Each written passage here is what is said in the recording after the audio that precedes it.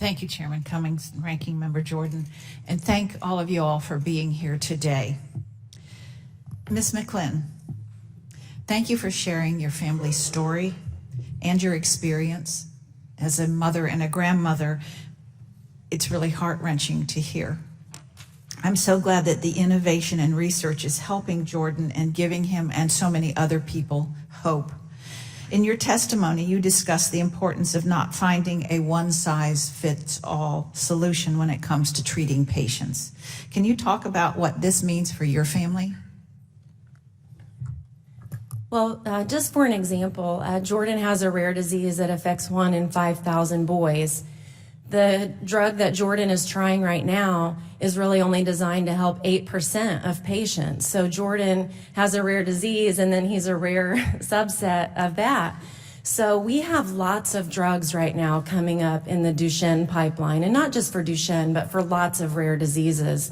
So even though Jordan's doing well and he has a treatment now, it's not a cure, and it's designed to slow the progression of his disease. And I mean, he's 10, he's still young, but he's doing well, but we need more treatments to continue to be developed. We need treatments for Maurice's son, Joseph, who I told you is 16 years old. We need treatments for all of our boys, and we need treatments that have yet to be discovered.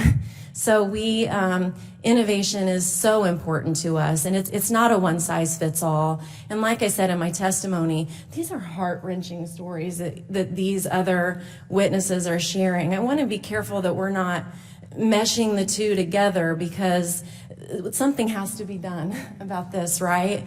But we also have to protect innovation and make sure that companies are, that they're still going to work in this space. I need them in this space, and so do so many other people.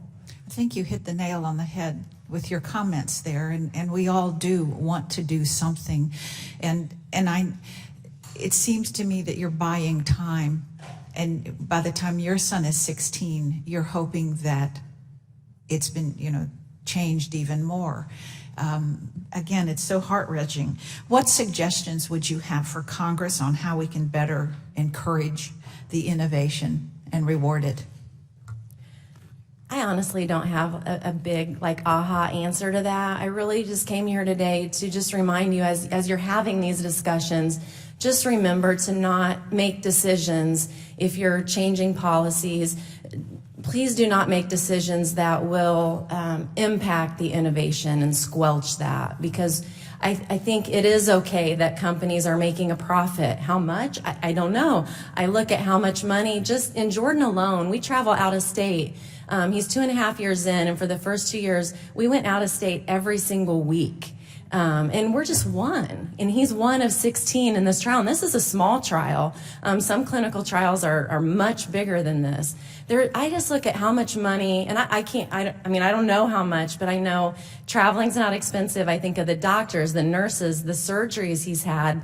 He's had 2 muscle biopsies where they've had to take a sample of his muscle before he started the trial, and another one 24 weeks later to see if he was producing more dystrophin. And I'm happy to tell you that all 16 boys are producing more dystrophin, which is incredible.